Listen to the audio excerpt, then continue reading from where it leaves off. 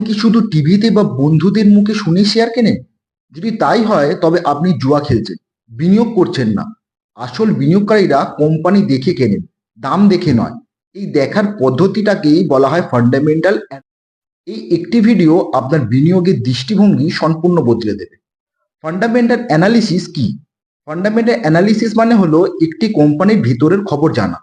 কোম্পানিটা কতটা শক্তিশালী, তাদের ব্যবসা কেমন চলছে, ভবিষ্যতে কেমন চলবে, এই সব কিছু বিশ্লেষণ করা।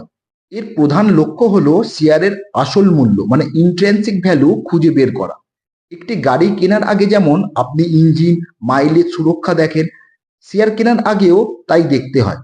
অ্যানালিসিসে দুটি ধাপ: কোম্পানির গুণগত দিক দেখা, যেমন ম্যানেজমেন্ট কেমন, পরিষ্কার ভাবমূর্তি কিনা, ব্র্যান্ড ভ্যালু যেমন মানুষ চেনে কতটা, ব্যবসার মডেল মানে ভবিষ্যতে তার চাহিদা কত।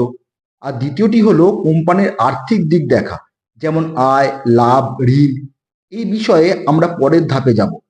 এই ধাপে কোম্পানির balance sheet, profit and loss statement থেকে জরুরি তথ্য বের করে আনবো, যেমন রেভিনিউ এবং প্রফিট, গত 5 বছরে বিক্রি ও লাভ ধারাবাহিকভাবে বাড়ছে কিনা, পিই রেশিও মানে প্রাইস টু আর্নিং রেশিও, শেয়ারটি সস্তা না দামি বোঝার জন্য এটি জরুরি।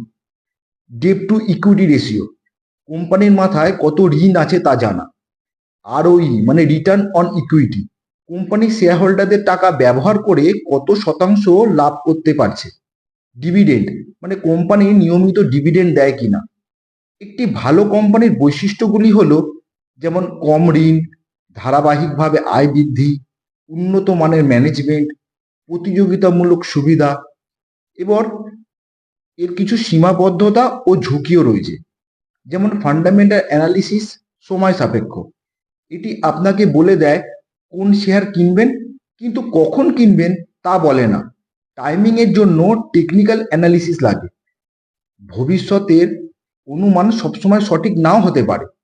ফান্ডামেন্টাল অ্যানালিসিস হলো একটি মজবুত ইমারত। এটি আপনাকে রাতের ঘুম কেড়ে নেওয়ার ঝুঁকি থেকে বাঁচায়। সঠিক তথ্য জেনে বুঝে বিনিয়োগ করুন। আপনার পছন্দের কোনো কোম্পানির ফান্ডামেন্টাল অ্যানালিসিস দেখতে চাইলে কমেন্ট করুন। ভিডিওটি লাইক ও শেয়ার করুন এবং চ্যানেলটি সাবস্ক্রাইব করুন। ধন্যবাদ।